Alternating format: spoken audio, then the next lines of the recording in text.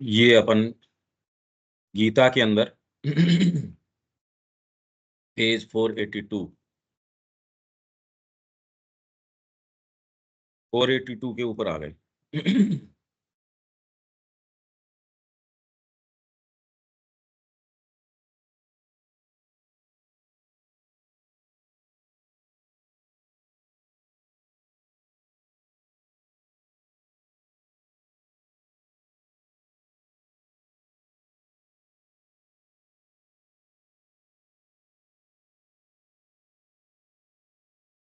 यहां से मैं शुरू कर देता हूं इसको।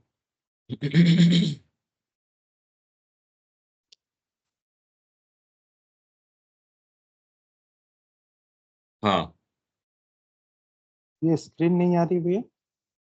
हाँ, एक सेकंड।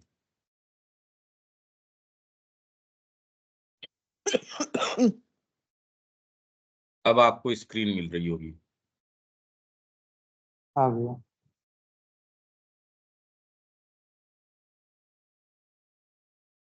मानव प्रकृति में इन चारों व्यक्तित्वों का कुछ न कुछ अंश सदा ही होता है।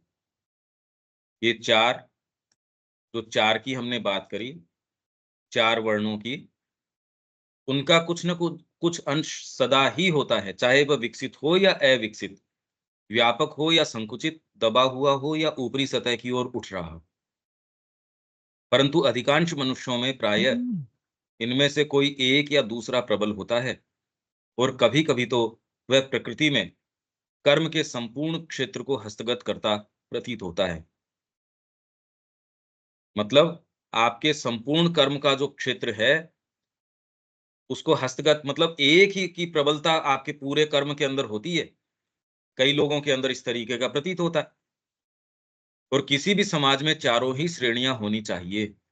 चाहिए मतलब कोई शुड के सेंस में नहीं, कि हाँ भी चारों होती हैं। भले ही उदाहरण के लिए हम एक ऐसा निरा उत्पादनशील और व्यावसायिक समाज क्यों न बना सकते हों, जिसके लिए आधुनिक युग ने प्रयत्न किया है, या उसी प्रयोजन के लिए श्रमिकों का निम्नतम श्रेणी के लोगों का एक ऐसा शूद्र समाज क्यों न बना सकते हों, जैसा कि अत्यंत आधुनिक मन को आकृष्ट करता है, और जिसे आज यूरोप के एक भाग में आजमाया जा रहा है तथा अन्य भागों में समर्थन किया जा रहा है।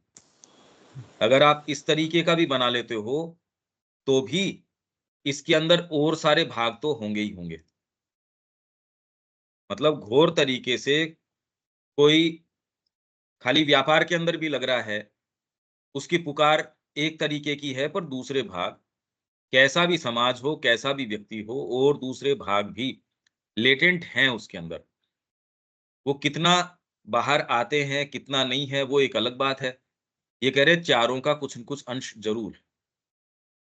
फिर भी कुछ ऐसे विचारक तो रहेंगे ही, जो संपूर्ण विषय का विधान, सत्य और मार्गदर्शक नियम ढूँढने के लिए प्रेरित होंगे। यही मैंने आपको बताया पहले, भई कृषि के अंदर है, एक ऐसा व्यक्ति कृषि के अंदर प्रवेश करता है जो विचारों के आधार पे सोचता है, तो वो नई पद्धतियाँ निकाल लाएगा। बीज इस तरीके से लगाते हैं, देखो इसमें और लाभ होता है, ये कम मेहनत के अंदर ज़्यादा उत्पादन हो गया। सारे ये काम नहीं करते। दूसरा दूसरे तरीके की चीज़ निकाल के लेके आएगा। तीसरा वो कृषि के अंदर भी मेरे को नहीं, मैं तो ये ऐसा बस ठीक है जो कर रहे हैं वैसे कर रहे हैं। नए मार्ग निकाल के लेके आना, नई तरीके से। उसने ये तो देख लिया, पर उससे खुद से बैठ के काम नहीं हो रहा। जिसने चीज़ों को परखा है, जाँचा है, देखा है, कोई ज़रूरी नहीं है वो स्वयं वहाँ फावड़ा चला पाता हो। एक ऐसा है जो इस ये चीज़ नहीं जानता, पर उसको हाथ से कि अरे मैं देख के जान रहा हूँ ना ये वो एक-एक चीज़ को उसको हैंडलिंग करनी आती है। तो कोई भी क्षेत्र हो, इसमें चारों की प्रधानता से उसमें अंतर ज़रूर आ जाएगा, कोई भी फ़ील्ड हो। उद्योग व्यवसाय के कुछ ऐसे अध्यक्ष और नायक भी रहेंगे, जो इस समस्त उत्पादक कर्म के बहाने साहस, युद्ध, नेतृत्व आवाज और नहीं आ रहा है भैया। आवाज़ आ नहीं आ रही है रही? भैया मेरे पास। मेरे पास आ रही है। आएगा, शब्या जी आ आप गया, आ गया, अच्छा ठीक, आ गया। ठीक, ठीक। तो किसी भी उसके अंदर एक व्यक्ति उद्योग के अंदर है, व्यवसाय के अंदर है, वो उसके अंदर चांसेस, उसके अंदर नए मार्ग खोलना, ये साहस कर लेता है। दूसरा कहता है नहीं भैया मैं ये साहस नहीं कर पाऊंगा। कौन सी चीज है? तो ये सारों का ही रंग आपको आके किसी भी के अंदर भी, आप डिटेल के अंदर काम कर रहे हैं, उसको ये समझ में आ जाएगा, नहीं यार ये डिटेल तो ठीक है पर व्यापक पिक्चर भी इसके साथ ये होनी चाहिए। तो आप में कौन सा भाग कितना क्या प्रवेश करता है, वो आपकी क्रिया को, जो आपकी वर्किंग है उसको एकदम प्रभावित करेगा। और यदि आप इस तरीके से ध्यान से देखेंगे तो हर व्यक्ति के अंदर ऐसा होता है। पॉलिटिक्स के अंदर है, एक उसकी जो चीजें हैं उसमें कैसे फोर्सेस काम कर रही हैं वो जानता है, पर वो ये भी जानता है कि बदलते समय के अंदर ये इस तरीके से इसमें ये बदलाव जरूरी है, तो वो व्यक्ति लंबे समय तक प्रासंगिक रहता है। दूसरा, यदि ये वाला एडेप्टेशन की उसके अंदर कैपेसिटी नहीं है, वो थोड़े समय बाद के अंदर आउट ऑफ फैशन चला जाएगा। एक समय तो बड़ा प्रभावी रहा, अब उसको कोई नहीं पूछता। ये चीजें आपके सारे जीवन को बहुत गहराई से प्रभावित करती हैं। युद्ध है, नेतृत्व, प्रभुत्व की अपनी मांग को तृप्त करेंगे बहुत से विशिष्ट, निरय उत्पादनशील और धनोपार्जक मनुष्य, तथा कुछ ऐसे औसत मजदूर भी रहेंगे जो थोड़े से श्रम और उसके पुरस्कार से संतुष्ट होंगे। इसलिए आप ये कहो सबको बराबर करो, अरे बराबर है ही नहीं। अगर आप ये कहें इक्वेलिटी, तो ये इक्वेलिटी, लिबर्टी, फ्रेटर्निटी, अगर भ्रातृत्व न हो तो बाकी दो को आधार नहीं मिलेगा। यही श्री अरविंद कह रहे हैं। कितनी अब ये गीता को आप समझो तो ये बात समझ में आती है। आप ये कि सबको समानता आप कैसे कर सकते हैं? अगर आप ये करें भी, कैसे करेंगे? एक व्यक्ति में एक चीज है, दूसरे में दूसरी है। समानता मतलब आप तो बाहरी समानता को समानता समझते हैं। भारत ने कभी भी ये काम किया नहीं। ये संस्कृति समानता मतलब उसके भीतर कौन सी बात है उस तरीके से दो। छोटा बच्चा है उसको दूध की आवश्यकता है, उसको दूध दो। बड़ा है उसको अब उसकी नहीं, उसकी आवश्यकता है। ये करके आप समान व्यवहार कर सकते हो। जिसको जो आवश्यकता नहीं है उसकी आपूर्ति एक के पास जबरदस्ती कर रहे हो, जिसको है उसको दे नहीं रहे। ये समानता है क्या? इसीलिए ये सारे जो विभेद है ये इसलिए है। और जब तक हम आंतरिक रूप से न देखें, आपको लगे ये स्वभाव और स्वधर्म, ये तो कोई गीता के समय की बात थी, आज भी लागू करना पड़ेगा अगर समाज अच्छे से चलाना है। आपको समानता भी यदि लागू करनी है तो आपको मानव प्रकृति की ये सारी जो डिटेल्स हैं, उसकी जटिलताएं हैं, ये यदि हम नहीं समझें तो उनके साथ कैसे व्यवहार किया जाए, ये सारी को तो चूक जाएंगे। परंतु ये सर्वथा बाह्य चीजें हैं। और यदि यही सब कुछ हो तो मानव जाति की श्रेणी व्यवस्था का कोई आध्यात्मिक अर्थ नहीं होगा। फिर आध्यात्मिक अर्थ क्या है? क्योंकि कुछ लोग ये कहते हैं भी और समाजों के अंदर भी सब में ही है, आज भी है। एक पक्ष ऐसा है जो चिंतन करता है, आप कहते हो देखो ये ब्राह्मण है। एक पक्ष ऐसा है जिसके अंदर डायनेमिज्म है, उसके अंदर कुछ तेज है, नहीं ये नहीं, मैं ऐसे नहीं बैठ सकता, मैं तो इसकी इस कॉज के लिए अपने आप को देऊंगा। उसके अंदर क्षात्र तेज, तो वो लोग भी हैं। तीसरे ऐसे लोग हैं जो अपने आप को वैश्य श्रेणी के अंदर, और चौथे शूद्र सेवा के अंदर। तो आप ये कहें भी चारों हैं तो वर्ण व्यवस्था, ये वर्ण व्यवस्था नहीं, ये श्रेणी तो अब भी वो तो टेम्परामेंट तो है ही, पर उसका आध्यात्मिक कोई अर्थ नहीं है। अथवा जैसा कि कभी भारत में माना जाता था, इसका अर्थ अधिक से अधिक यह होगा कि हमें अपने जन्मों में विकास की इन अवस्थाओं में से गुजरना होगा, क्योंकि हमें बाध्य होकर तामसिक, पहले सबसे पहले तामसिक, फिर राजस तामसिक, धीरे धीरे रजस आया, उसने तमस को थोड़ा सा हिलाया, फिर राजसिक। अभी लगभग तो जो सारी जनता है वो यहाँ तो एटलीस्ट कम से कम तमस के अंदर आ जाएगी। भले वो व्यापार कर रहे हो, कुछ भी कर रहे हो, वो मोटा मोटा तमस के अंदर आ जाएगा। नए विचार नहीं, कुछ नहीं, उनको जो परोस दिया जाएगा। ये वर्णन है गीता के अंदर कि तमस का मतलब क्या है और वो कैसे आपके कर्मों में रिफ्लेक्ट करता है, रजस का मतलब क्या है और सत्व का मतलब क्या है। तो आप अपने स्तर के ऊपर भी देख सकते हैं आप में कौन सा वाला है, कौन सा वाला नहीं है। वो उसकी प्रकृति बता रही है गीता। तो धीरे धीरे ग्रो कैसे करता है? बाध्य होकर तामसिक, राजस तामसिक, राजसिक, या राजस सात्विक। राजस सात्विक ये तो बहुत ऊंची अवस्था है। सही क्या है, उचित क्या है, अनुचित क्या है, इस तरीके से विचार करके, ये तो बहुत कम है। प्रॉपर राजसिक भी नहीं है कि सही राजसिक हो, वो नहीं। अभी तो सारा प्रयास आपकी भौतिक सत्ता को कितना सुख पहुंचा दिया जाए, कैसे आप अपनी कामनाओं को, और वो भी लोअर कामनाएं, आपकी जो ये बिल्कुल पाशविक क्रियाएं हैं, फूड है, सेक्स है, ये खाली इसी के अंदर और कोई व्यवस्था है ही नहीं। आप कोई भी चीज का ऐड भी कर रहे हैं और आप उसको बेच भी रहे हैं, तो भी उसके अंदर सजेशन ये है कि तेरी इस चीज की पूर्ति होगी। अब यार अब बताओ आप किस स्तर तक हो? मूवीज हैं वो खाली इसी के ऊपर, आपके जो जितनी भी सारी अभिव्यक्ति खाली इसी के ऊपर, ये चीज मिलेगी तेरे को। पढ़ेगा नहीं तो पेट कैसे भरेगा? तो अब ये तो सात्विक बात तो है नहीं, ना राजसिक बात है। ये तो घोर एकदम पाशविक, कि भैया पेट भरने के लिए तेरे को ये आवश्यक है। अब इसका न तो रजस से मतलब है, न कोई इसका सत्व से, तो खैर कोई लेना देना ही नहीं है। प्रकृति से उत्तरोत्तर सात्विक प्रकृति की ओर अग्रसर होना होगा। एक आंतरिक ब्राह्मणत्व, ब्राह्मण्य की ओर आरोहण करना, और उसी में दृढ़ रूप से प्रतिष्ठित होना होगा, और फिर उस आधार से मोक्ष के लिए यत्न करना होगा। परंतु ऐसी दशा में गीता के इस कथन के लिए कोई युक्ति संगत स्थान नहीं रहेगा कि शूद्र या चांडाल भी अपने जीवन को परमेश्वर की ओर मोड़कर सीधे आध्यात्मिक स्वातंत्र्य और पूर्णत्व की ओर आरोहण कर सकता है।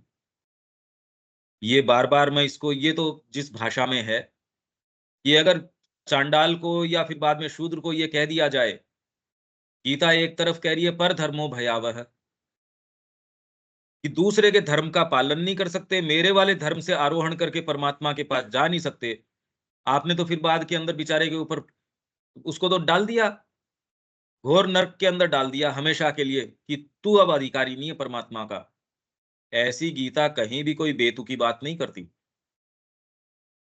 इसलिए ये सारा जो वर्ण व्यवस्था है आध्यात्मिक है। अगर बाहरी होती और बाहरी के आधार पे करते कि अपने अपने कर्म के अंदर लगे रहो, ब्राह्मण ब्राह्मण का कर्म करेगा, शूद्र शूद्र का कर्म करेगा, और एक दूसरे का अलग इंटरचेंजेबली नहीं करोगे, और ये वाले ही जो है वो परमात्मा के पास जा सकते हैं।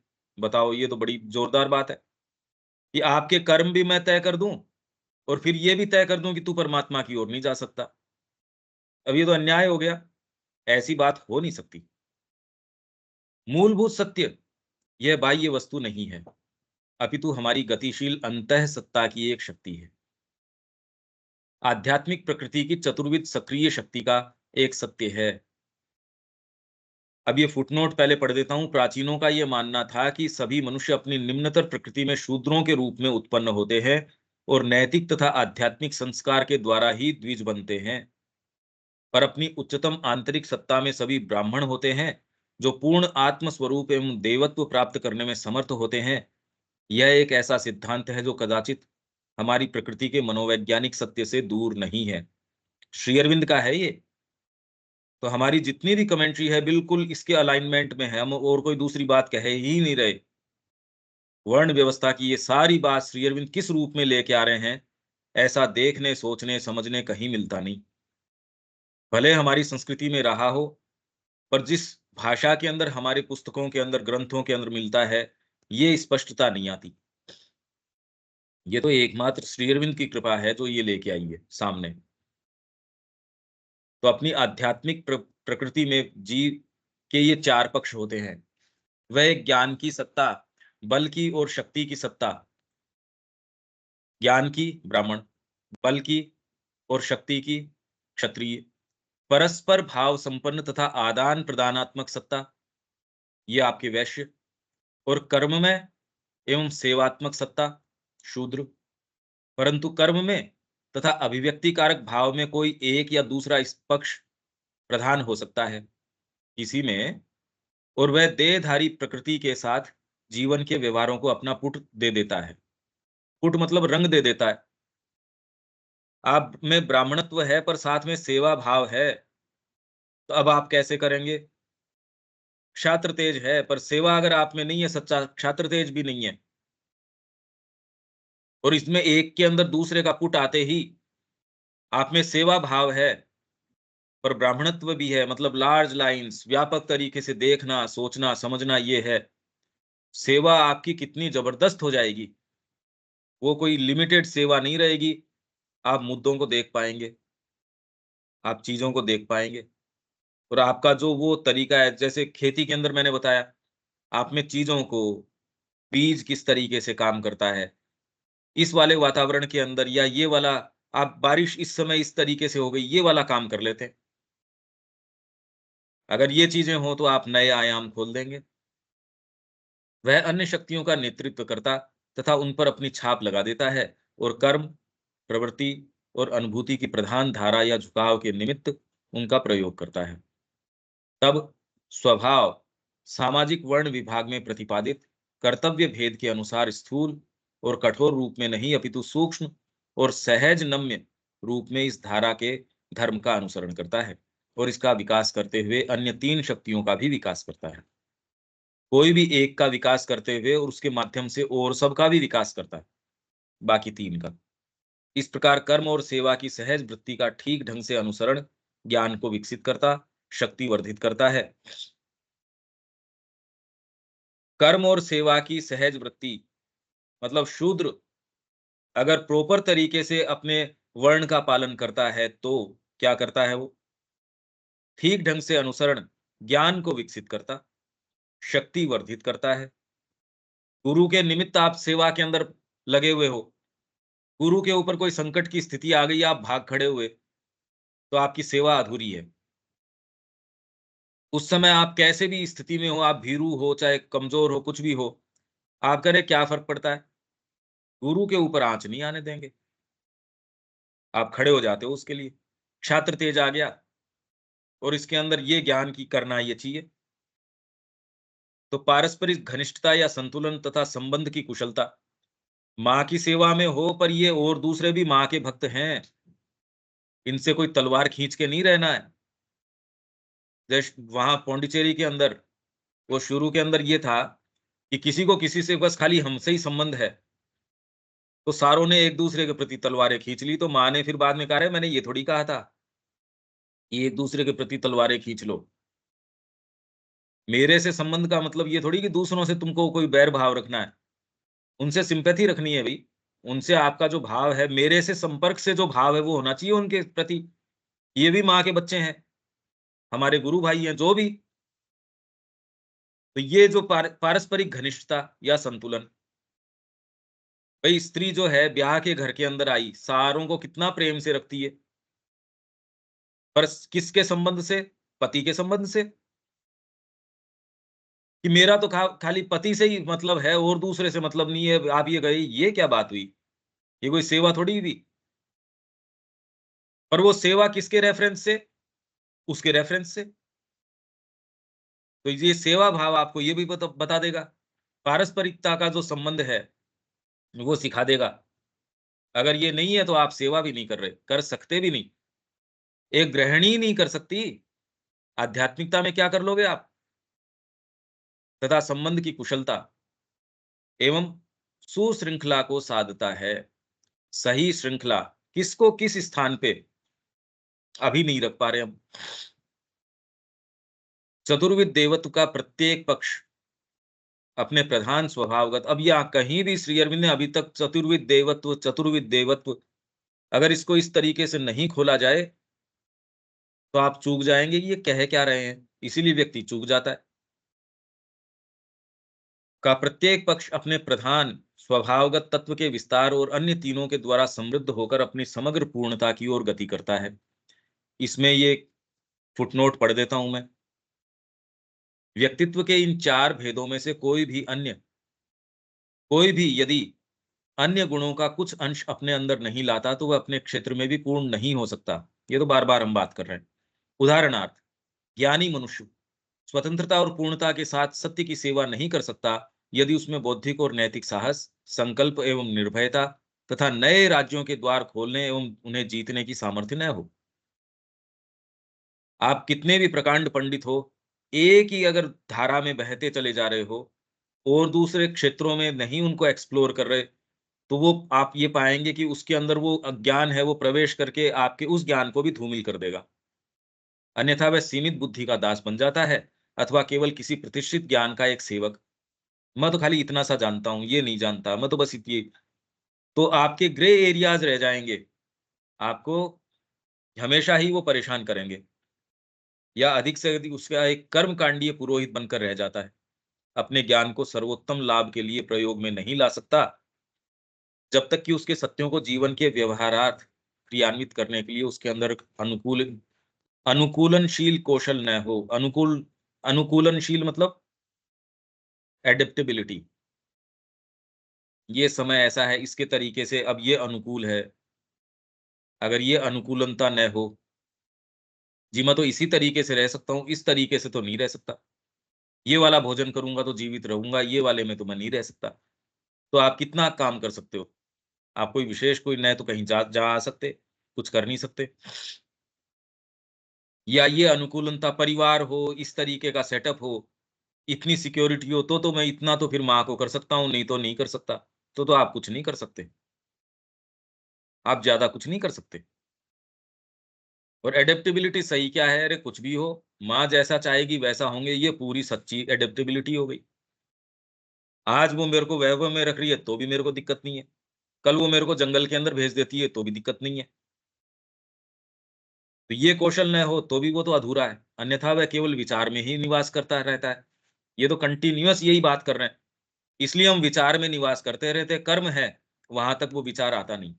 अपने ज्ञान का पूर्ण समर्पण नहीं कर सकता जब तक कि उसके अंदर मानव जाति के प्रति, मनुष्य के अवस्थित भगवान तथा अपनी सत्ता के स्वामी के प्रति सेवा का भाव न हो। इसी प्रकार शक्ति प्रधान मनुष्य क्षत्रिय को अवश्य ही अपनी शक्ति, अपने बल को ज्ञान के द्वारा, बुद्धि या धर्म या आत्मा के प्रकाश के द्वारा आलोकित, उन्नत और संचालित करना चाहिए। अन्यथा वह महज शक्तिशाली असुर बन जाएगा। उसके अंदर वह कौशल होनी चाहिए जो उसे अपनी शक्ति को प्रयुक्त, परिचालित एवं नियमबद्ध करने एवं सर्जनशील और फलप्रद। ये बता रहे हैं कैसे चारों के अंदर प्रधानता कोई एक की हो सकती है, पर बाकी तीन को सम्मिलित होकर पूर्ण करने की आवश्यकता है। नहीं, पूर्ण कर्म नहीं किया जा सकता। ब्राह्मण के लिए क्या आवश्यकता है, शूद्र के लिए क्या आवश्यकता है, क्षत्रिय के लिए क्या आवश्यकता है, तो उसके अंदर वह कौशल होना चाहिए। शक्ति बहुत जबरदस्त है मेरे पास, पर नियमबद्ध नहीं कर पाता मैं। अब वो आदमी तो आप रखोगे नहीं अपनी सेना के अंदर कि साहब ये तो तलवारबाजी किए बिना नहीं रह सकता, तो अब रोज किस पे चलाओगे? हिम्मत तो नहीं रह सकता तलवार चलाए बिना। तो आप कहे भैया इसको तो बाहर करो फिर बाद में। जो उसे अपनी शक्ति को प्रयुक्त, परिचालित एवं नियमबद्ध करने एवं सर्जनशील और फलप्रद रूप देने में तथा दूसरों के साथ उसके संबंधों के लिए उपयुक्त बनाने में सर्वोत्तम सहायता करे।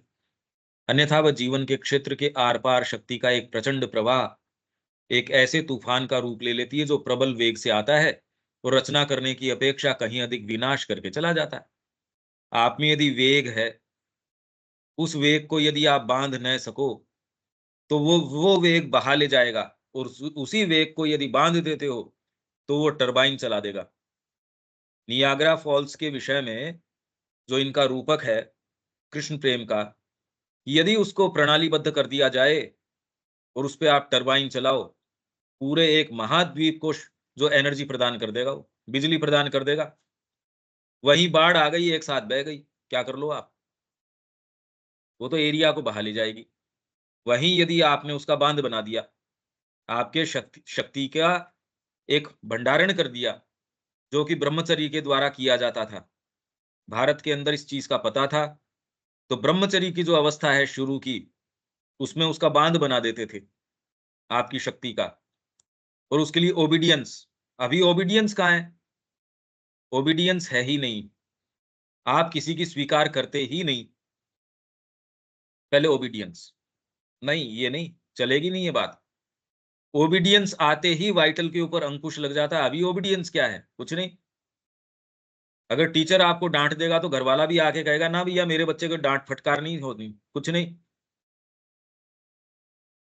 तो अब ये आपका ये नहीं चल सकता। पहले यदि अगर घर के ऊपर पता चल जाए कि टीचर ने पिटाई करी है, तो वो और पिटाई करे उसकी। क्यों भाई? क्यों तेरे को टीचर ने क्यों क्यों कहना पड़ा? तो अगर टीचर ने पिटाई कर दी तो घर पे आके ये नहीं कहेंगे आज टीचर ने पिटाई करी। ये तो देखते देखते परिवर्तन आ गया। फिजिकल कंपल्शन अब है नहीं, वाइटल कंपल्शन भयंकर रूप से है। आपका संसार में नाम कैसे होगा?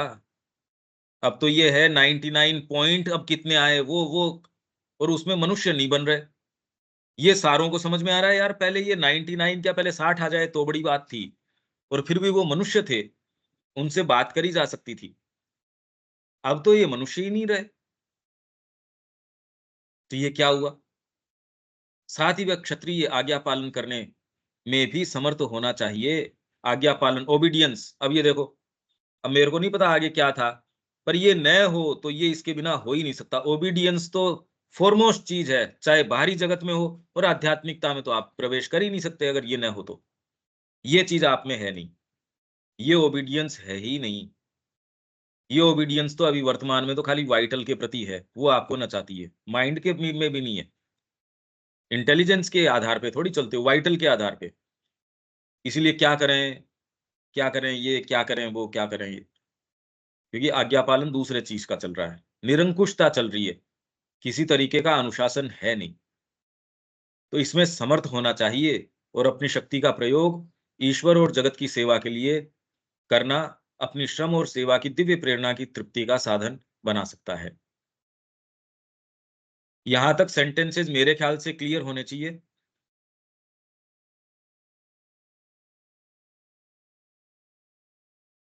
ये प्रयोग करना, क्लियर है सॉरी, भैया। नहीं नहीं सॉरी, ये फुटनोट है। ईश्वर और जगत की सेवा के लिए करना चाहिए, अन्यथा वह एक स्वार्थी शासक, अत्याचारी तथा मनुष्यों की आत्माओं और शरीरों का क्रूर दमनकारी बन जाता है। नेक्स्ट पेज पे है ये फुटनोट, मतलब ये खत्म नहीं हुआ। उत्पादनशील मनोवृत्ति और कार्य प्रवृत्ति रखने वाले मनुष्य में खुला जिज्ञासाशील मन, मतलब अब शूद्र की बात आ गई। अगर वर्ण व्यवस्था के हिसाब से आप वैश्य की बात करो या फिर बाद में उत्पादनशील ये कर रहे हैं, ये तो वैश्य की बात है। और कार्य प्रवृत्ति जिसमें सेवा वाले भी व्यक्ति आ जाएगा। अगर उसके अंदर जिज्ञासाशील मन, मतलब नई चीज सीखने का, खाली ये नहीं बस मेरे को तो ढर्रा पता है, ये जाके ये सेवा कर दो, ये से वो नहीं, उर्वर विचार और ज्ञान होना चाहिए। मतलब इसके अंदर ब्राह्मण का भी प्रोविंस होना चाहिए, अन्यथा वह विस्तारशील विकास के बिना अपने दैनिक कार्य व्यापार के सीमित घेरे में ही विचरण करता रहेगा। उसमें साहस और बड़े कार्य का बीड़ा उठाने की वृत्ति भी होनी चाहिए। नहीं तो जो मैंने उदाहरण दिया, गुरुजी की मैं सेवा तो बड़ी प्रेम से करता हूँ, गुरुजी के ऊपर अब कोई संकट आ गया, अब मैं भाग खड़ा हुआ क्योंकि मैं तो खाली सेवा ही कर सकता हूँ। ये क्या सेवा हुई? अपने उपार्जन और उत्पादन के कार्य में सेवा की भावना लानी चाहिए, ताकि वह केवल उपार्जन ही न करे अपितु दान भी कर सके।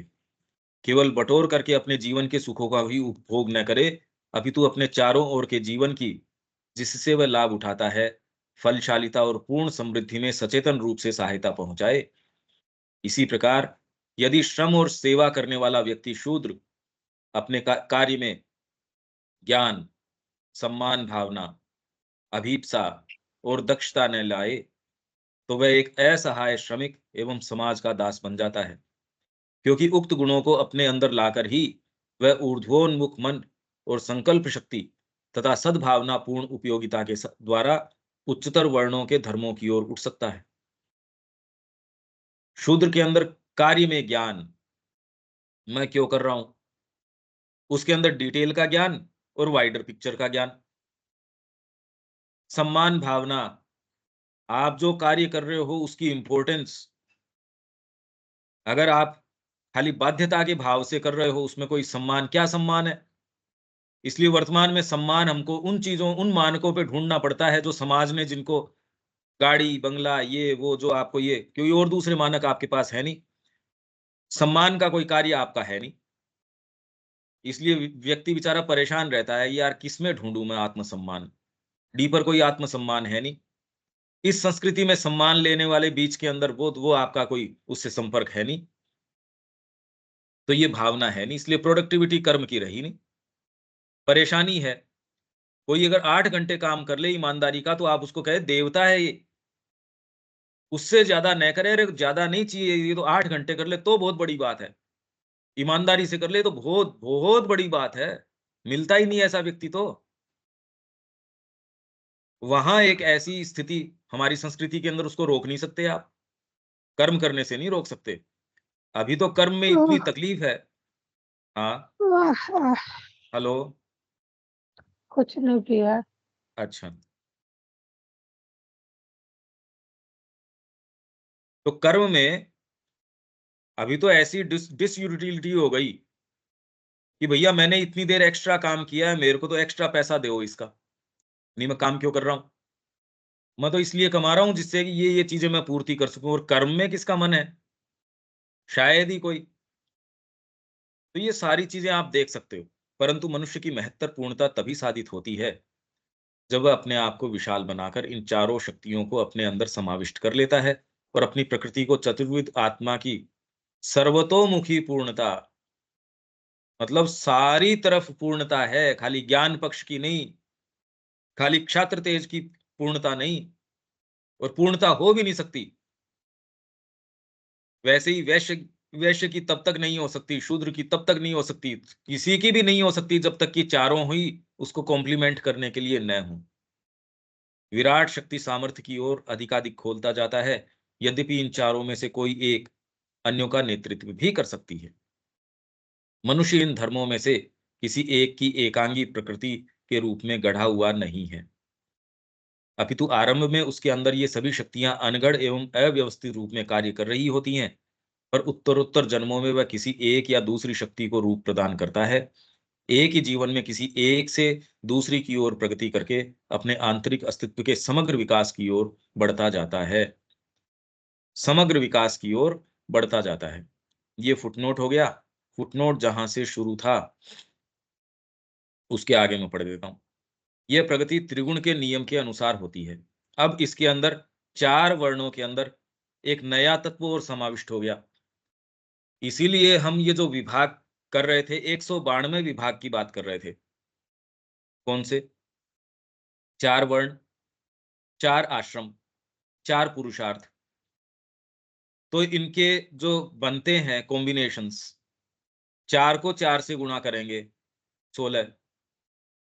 कि चार को कैसे चार से गुणा किया? ब्राह्मण है, पर कौन से वाले आश्रम में है? ब्रह्मचर्य के अंदर है, गृहस्थ के अंदर है, वानप्रस्थ में है, या संन्यास अवस्था के अंदर है। तो एक ब्राह्मण की चार हो गई, वैसे चार वर्णों की चार चार चार चार चार अवस्थाएं हो गई। तो चार चार 16, 16 विभाग ये हो गए। फिर चार के विभाग पुरुषार्थ के हो गए, काम अर्थ धर्म मोक्ष। इनमें से ये कौन कौन से हैं? तो 16 इंटू 4, 64। अब ये फिर बाद में तीसरा विभाग त्रिगुण का आ गया। यह प्रगति त्रिगुण के नियम के अनुसार होती है। तो 64 को 3 से गुणा कर लो आप। ये विभागीकरण 192 का आ गया। अब फिर बाद के अंदर निर्णय, निर्णय कैसे करें, किसके साथ कौन सा लागू होता है? आपने शास्त्र का निर्माण तो कर दिया, इस व्यक्ति के ऊपर ये लागू होता है, इसके लिए कंसिडर करेंगे देश, काल, पात्र। देश मतलब स्थान किस तरीके का है, कौन सी जगह हो आप, समय कैसा है, युद्ध की स्थिति है उसमें वो नियम नहीं लागू होंगे। ये व्यक्ति संकट की स्थिति के अंदर था, इसके ऊपर ये लागू होंगे।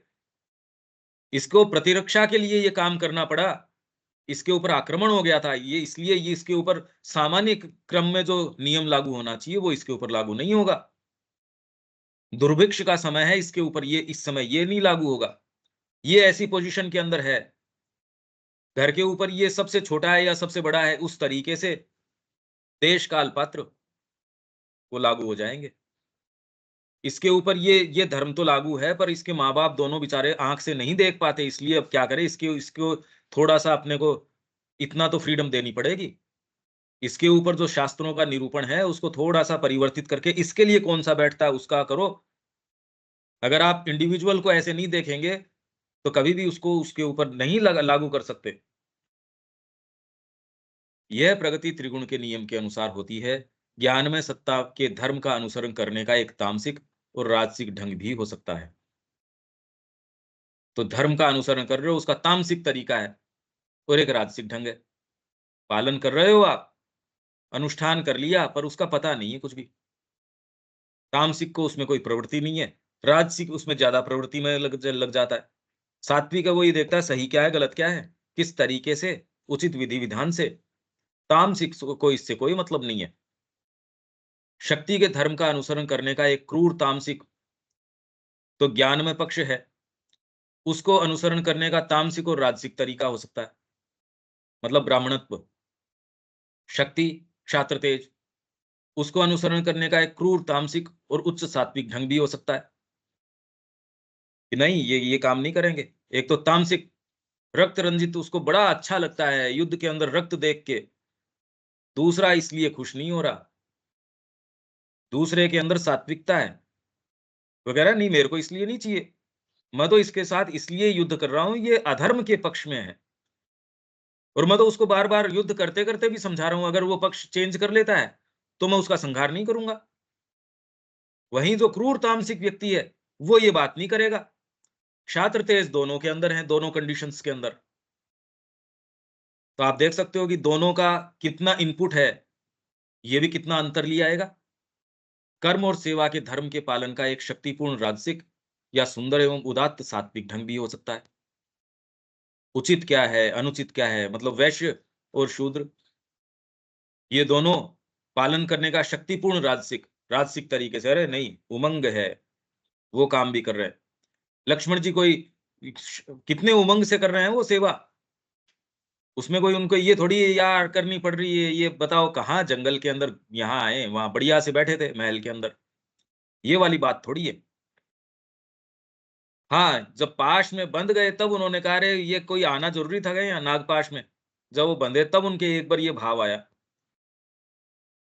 कि वहां उनको वो गलत बात कर रहे थे, जनता सारी कह रही थी कि वो गलत बात कर रहे हैं, उनको पकड़ के जेल में डाल देना था, आपका कोई विरोध थोड़ी करता।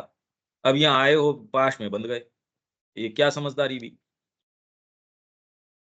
तो ये जो सेवा कर्म, इसके धर्म का पालन एक शक्तिपूर्ण राजसिक या सुंदर उदात्त सात्विक ढंग से भी हो सकता है।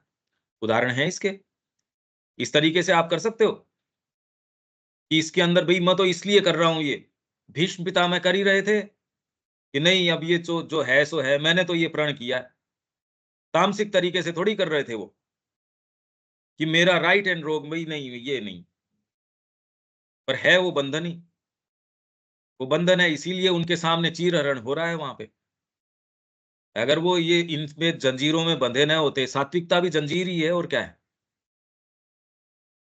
आंतरिक व्यक्तिगत स्वधर्म के तथा जीवन पथ पर वह हमें जिन कर्मों की ओर ले जाता है, उनके सात्विक रूप तक पहुंचना पूर्णता प्राप्त करने की प्राथमिक शर्त है। और यह ध्यान देने योग्य है कि आंतरिक स्वधर्म कर्म, पेशे या कर्तव्य के किसी बाह्य सामाजिक या अन्य रूप से नहीं बंधा होता। अब ये बात हम कितनी भी चर्चा कर लें, पर जब तक आप थोड़ा साधना का पुट न हो, ये बात समझ में आती नहीं।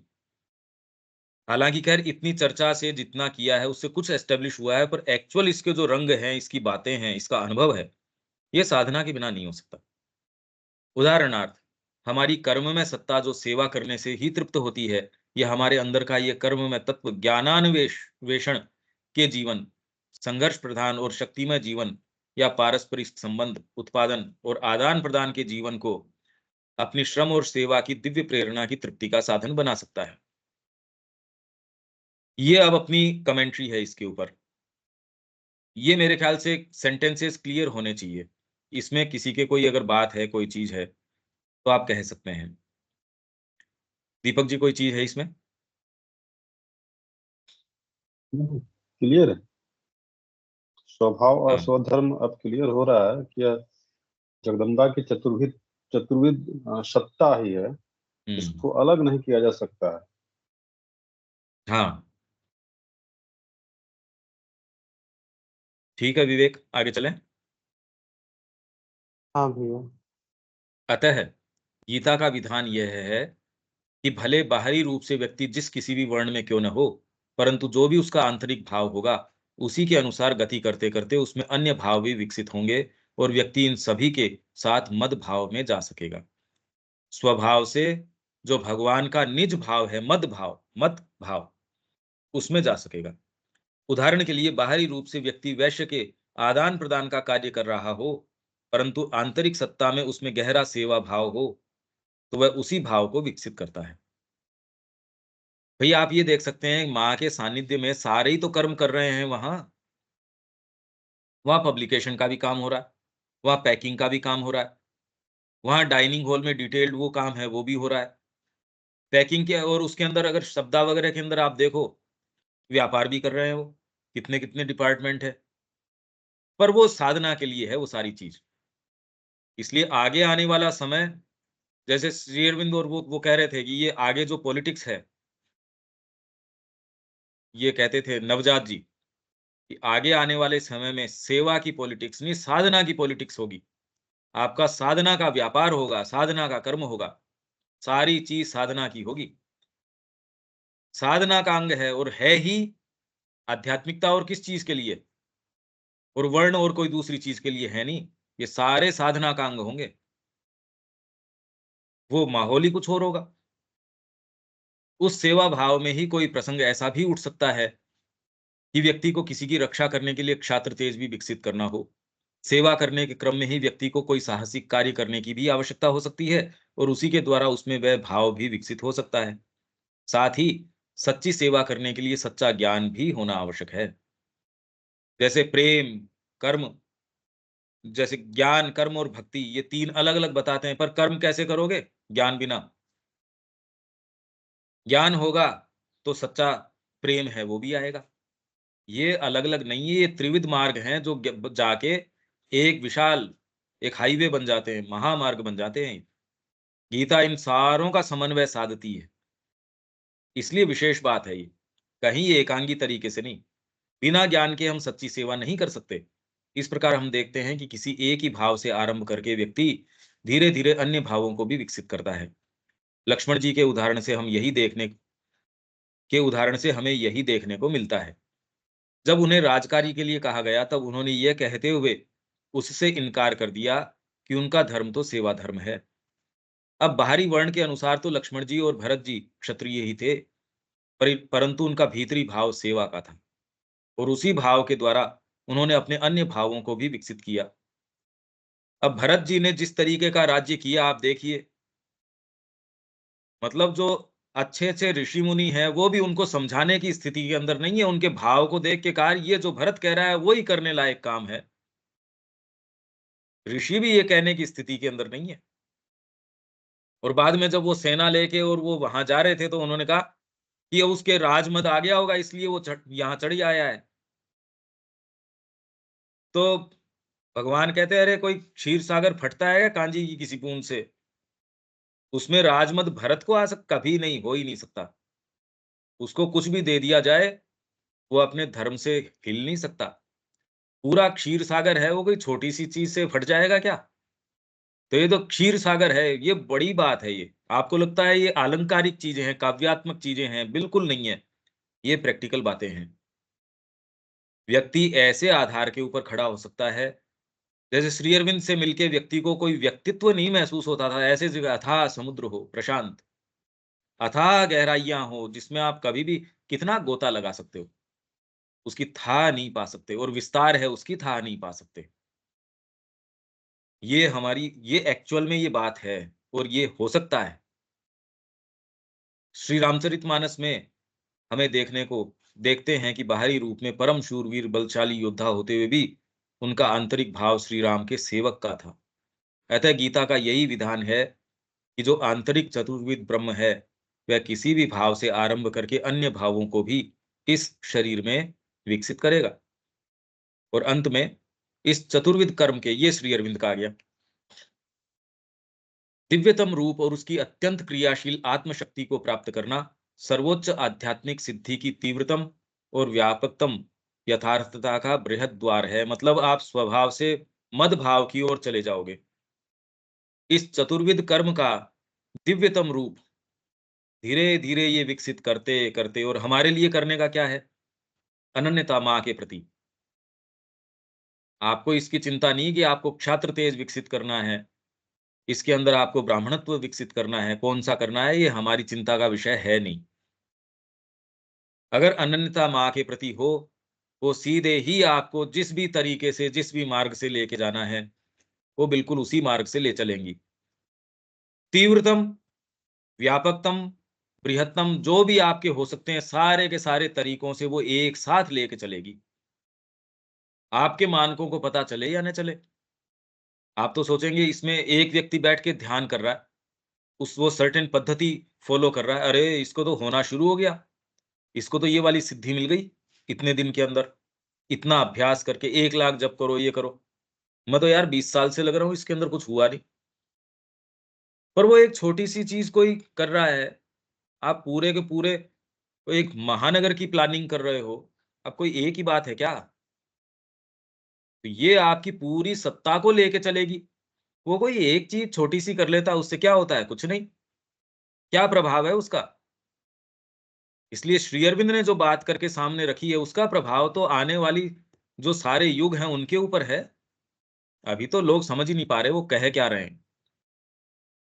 ऐसा हम तभी कर सकते हैं, यदि हम स्वधर्म की क्रिया को अंतर्वासी देव, विश्वगत परमात्मा और परात्पर पुरुषोत्तम की पूजा में परिणत कर दें। आ गई यही बात। हमारे लिए एकमात्र यही चीज़ है कि माँ के प्रति अनन्यता, बस। ऐसा तभी कर सकते हैं हम, अगर आप ये सोचे कि आप अपने वर्ण के हिसाब से चलो इसको विकसित करें, उससे तो आप भ्रमित हो जाएँगे। आपको पता क्या चले कौन-सा वर्ण है, आप अपने बाहरी सतही जो स्वभाव है उसको वर्ण मान बैठेंगे, जबकि वो वर्ण है नहीं। आपको लगेगा मेरे को ये काम करने में सुविधा है। अरे वो सुविधा असुविधा थोड़ी। सुविधा तो अर्जुन को पता नहीं किस चीज़ के अंदर थी। भगवान ने कहा तेरी थोड़ी सुनी जाएगी। तेरे को दिव्य रथ मिला है, दिव्य अस्त्र-शस्त्र मिले हैं। तेरे को सारथी के रूप में मैं स्वयं यहाँ विराजमान हूँ। तेरे लिए जनक क्या है, ये पूछता कौन है? माँ आपको बताएँगी कि आपको क्या करना है, क्या नहीं करना है।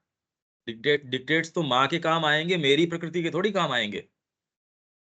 ऐसा हम तभी कर सकते हैं यदि हम स्वधर्म की क्रिया को अंतर्वासी देव, आपके भीतर जो डिविनिटी है, विश्वगत परमात्मा और परात्पर पुरुषोत्तम की पूजा में परिणत कर दें। आपकी इंडिविजुअल सत्ता, आपकी यूनिवर्सल सत्ता और आपकी ट्रांसेंडेंटल सत्ता, पुरुषोत्तम की पूजा में परिणत कर दें। हमारे लिए सारे कुल मिला के माँ के चरण हैं। माँ हैं कुल मिला के। अंततः संपूर्ण कर्म उनके हाथों में समर्पित कर दें। मयि सन्यस्य कर्माणि। तब जिस प्रकार हम 3 गुणों के सीमा बंधन से परे चले जाते हैं, उसी प्रकार हम चातुर्वर्ण विभाग से तथा सभी विशिष्ट धर्मों की सीमा से भी परे चले जाते हैं। सर्वधर्मान् परित्यज्य। विश्व पुरुष व्यक्ति को विश्वगत स्वभाव में उठा ले जाता है, हमारे अंदर की चतुर्विध प्राकृत सत्ता को पूर्ण बनाता और एक करता है, और जीव के अंदर विराजमान परमेश्वर के दिव्य संकल्प तथा उपलब्ध की गई शक्ति के अनुसार अपने आत्म निर्धारित कर्मों को संपन्न करता है। ये कोई भी साहित्य संबंधी बातें नहीं चल रही, ये प्रैक्टिकल बातें चल रही है। ऐसा किया जा सकता है, इनफैक्ट ये ही करने के लिए हमारा जीवन है। गीता इसी का प्रतिपादन कर रही है। अब गीता देखो आप किन क्षेत्रों में प्रवेश कर रही है, ये बातें ही कहीं नहीं आती। तो हमको ये समझने की आवश्यकता है कि गीता, और वो भी श्री अरविंद सामने लेके आ रहे हैं ये तो। नहीं तो अगर ये गीता के अंदर है, तो और जने क्यों नहीं इस तरीके से लेके आ रहे? अब इसको किस रूप में लिया जाए, ये तो अब पता नहीं कैसे लिया जाए। क्यों आज तक ये वाली बातें हमको तो इस तरीके से निरूपित मिलती नहीं। अच्छी-अच्छी इसके ऊपर टीकाएँ हैं, अच्छी-अच्छी चीज़ें हैं। वो अपने तरीके से कोई एक चीज़ जो उनको जो भी है, और वो अपने आप में गलत भी नहीं है। उन्होंने साक्षात्कार किया भी है एक स्तर के ऊपर। पर ये जो चीज़ों में जिनमें ये प्रवेश कर रहे हैं, श्री अरविंद जिस तरीके से लेके आ रहे हैं, वो तो बात ही कुछ और है। परमेश्वर के दिव्य संकल्प तथा उपलब्ध की गई शक्ति के अनुसार अपने आत्म निर्धारित कर्मों को संपन्न करना ही गीता का सच्चा अर्थ हो सकता है, क्योंकि इसके तुरंत बाद ही गीता परम रहस्य की ओर अग्रसर होती है। गीता किसी कर्म कांड और किसी सामाजिक व्यवस्था की शिक्षा नहीं देती, अपितु व्यक्ति के अंदर विराजमान भगवान की चतुर्विध सत्ता को विकसित करके उससे भी परे ले जाती है। गीता की वास्तविक शिक्षा अब आरंभ होगी, जिसे ही प्रदान करने के लिए शेष सब तो केवल तैयारी मात्र या भूमिका स्वरूप ही थी। हम 18वें अध्याय में चल रहे हैं। ये जितना स्वभाव धर्म की चर्चा चल रही है ये 18वें में है, और इसके बाद जैसे ही ये स्वभाव धर्म है, उसके बाद टाइटल इसका आ जाएगा परम रहस्य की ओर, टुवर्ड सुप्रीम सीक्रेट। उसके अंदर गीता प्रवेश कर जाएगी। श्री अरविंद कहते हैं कि इन चारों वर्णों में से एक को आधार बनाकर व्यक्ति आगे बढ़ता है, तो शेष तीनों वर्ण उसका समर्थन करके कर उसे पूर्णता की ओर ले जाते हैं। इसका क्या अर्थ है? ऐसा इसलिए है क्योंकि भगवान के चारों ही गुण अविभाज्य रूप से परस्पर संबंध हैं। जैसे किसी व्यक्ति के दोनों हाथ किसी एक ही देह के अविभाज्य अंग हैं और देह की गति करने पर दोनों ही हाथ साथ साथ ही गति करेंगे, उसी प्रकार ये चारों ही भगवान की देह के चतुर्विध पहलू हैं। आप पुरुष सूक्त पढ़ो। पुरुष सूक्त के अंदर, वेद के अंदर है, चारों को ही एक ही देह भगवान की है, उसको चारों ही उसी देह के अंग हैं। तो भगवान की देह के चतुर्विध पहलू हैं जिन्हें भिन्न भिन्न नहीं किया जा सकता।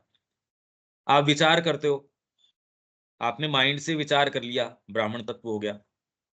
आप उसके लिए नेसेसरी पावर प्रदान करते हो, उसके लिए एक्टिविटी करते हो, तो इसके अंदर एनर्जी प्रदान करने का क्षत्र तेज हो गया। तो नीचे का थोड़ा सा भाग, आपका कर्म का जो भाग है, ये तालमेल का, उसके लिए एनर्जी प्रदान करने का, उससे नीचे जब पेट के ऊपर आते हो, करीब इस एरिया का तालमेल है, उसको शक्ति प्रदान, उपार्जन, ये वो।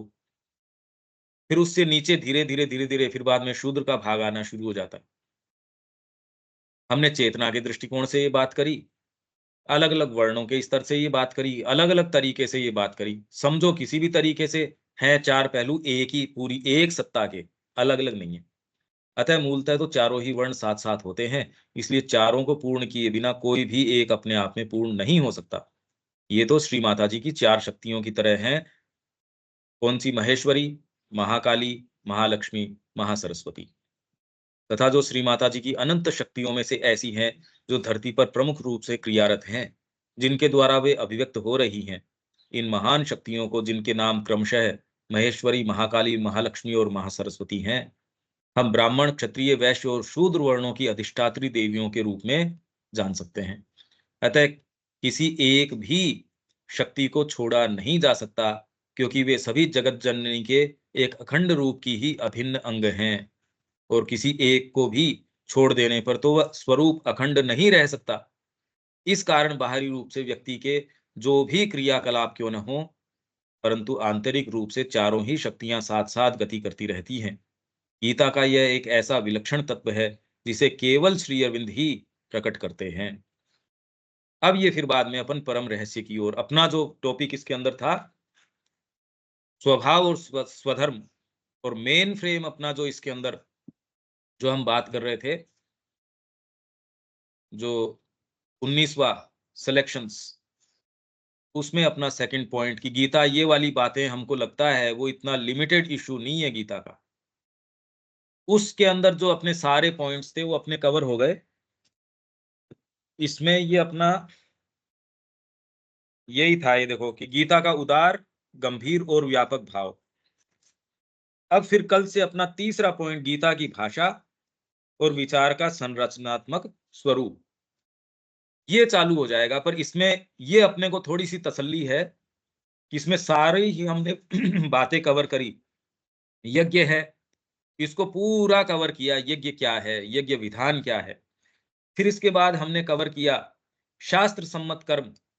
शास्त्र सम्मत कर्म क्या है, ये हमने बात करी। फिर बाद में शूद्र और स्त्रियों की आध्यात्मिक अपात्रता का उल्लेख जो गीता में आता है, वो सीमित चीज नहीं है, उसके पीछे की बात क्या है, ये स्वभाव नियत कर्म। अब ये तो आप वही करोगे। और फिर बाद में चातुर्वर्ण व्यवस्था, ये सारी चर्चाएं, और इसमें शूद्र की भी बात, इसमें ये सारे टॉपिक आपके कवर हो गए। ये चीज खोलने के अंदर की गीता का जो भाव है वो किसी देश और काल से सीमित नहीं है, और कोई बहुत छोटे मुद्दे के लिए नहीं है, वो तो हमेशा इटरनली एप्लीकेबल है, हमेशा ही एप्लीकेबल है वो चीज। ये सारी चर्चाएं हम कुछ दिन से करते आ रहे हैं, तो ये सारे हमने टॉपिक इसमें कवर किए हैं। दीपक, कोई बात कहनी है इसके अंदर?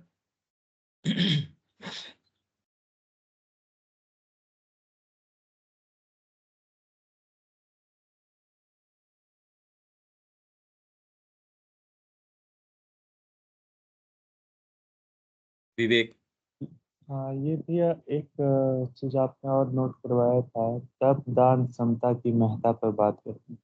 या हाँ, यज्ञ तप और दान, तो इसमें यज्ञ तो अपना हो गया, तप और दान। तप और दान का क्या अर्थ है मैं देखूंगा, अगर इसके अंदर ये आ रहा है अपने सिलेक्शंस में तब तो यथा समय आ जाएगा। अगर तप और दान इसमें सिलेक्शंस में नहीं है तो अपन तप और दान का कल इसके कहां कहां क्या क्या है पहले तप और दान ले लेंगे। तो यज्ञ तप और दान ये तीनों तत्व की गीता ऐसी बात करती है कि यज्ञ तप और दान तो हमेशा ही एप्लीकेबल है। तो ये ठीक है। और कौन सा हमने नोट किया हुआ है? और एक तो शूद्र का किया था, हाँ, तो शूद्र तो इधर आ गया। वो तो आ गया। अब यज्ञ तप और दान गीता बात करती है बहुत, तो यज्ञ समता तो भी हो गया, इसमें लिखा हुआ है। समता आ जाएगा, समता तो अपना आ जाएगा इसके अंदर। ठीक है, मैं ये देख लूंगा। बाकी समता की चर्चा तो यथा समय आ जाएगी इसके अंदर। तप और दान बचेगा, तप और दान फिर बाद में हम इसके अंदर नेक्स्ट के अंदर ले लेंगे। पहले तप और दान ही खोलेंगे कि यज्ञ तप और दान ये तीनों चीजें, और कैसे ये तामसिक हो सकती हैं, राजसिक हो सकती हैं और सात्विक हो सकती है। गीता इसकी चर्चा करती है, तो हम ये पहले खोल लेंगे। ये सारे इश्यूज ऐसे हैं जो बहुत ज्यादा इंपॉर्टेंट इश्यूज हैं। अगर ये न समझो तो क्या समझना है? फिर तो समझे भी क्या, हम कुछ नहीं समझे गीता का। यहां हम विराम देते हैं, कल फिर मिलते हैं। और जो ये साइकिक की बात थी, हाँ हाँ, बोलो बोलो। ये परम रहस्य की ओर इसमें आगे आएगा ना? हाँ, वो लास्ट में आएगा। हाँ, ठीक। ये सुप्रीम सीक्रेट है, इसी को देने के लिए गीता बनी गई है। ये आगे आएगा। आप निश्चिंत रहिए, तत्व कोई नहीं छोड़ेंगे इसके अंदर। इसीलिए मैं इसमें एक्स्ट्रा एफर्ट लेके कि गीता नहीं छूटे हमारी। इसमें कोई भी कॉन्सेप्ट ऐसा नहीं है जो इसमें छूटने पाए। और जहां आपको लगे आप निश्चिंत तरीके से, निर्भय तरीके से, ये निसंकोच तरीके से आप इसमें पूछिए, कोई दिक्कत नहीं है। रविकांत जी, कोई बात है इसमें? नहीं, कोई बात नहीं है, बहुत सब क्लियर है। भैया चैट पेपर क्लास केवल सोमवार को होगा कि डेली नहीं, होगा? प्रतिदिन होगा। नहीं, एक दिन में तो क्या समझ में आएगा। ठीक, वही ठीक। ये जब तक हमको इसका साक्षात्कार नहीं हो जाता, या एक लेवल पे कुछ तो हम समझ पाए, इसलिए हाँ, आपके जो प्रश्न हो, चाहे एक शब्द के ऊपर खोलते रहो, मेरे को कोई दिक्कत नहीं है। ठीक ठीक। तो वो रोज 5 से 6 है अपनी, जब तक वो टॉपिक नहीं हो जाता उसके बाद नहीं। यहां विराम देते हैं, कल फिर मिलते हैं। जय श्री मां। उसका PDF जो बनाइएगा उसको भी डालिएगा ताकि हाँ, दोबारा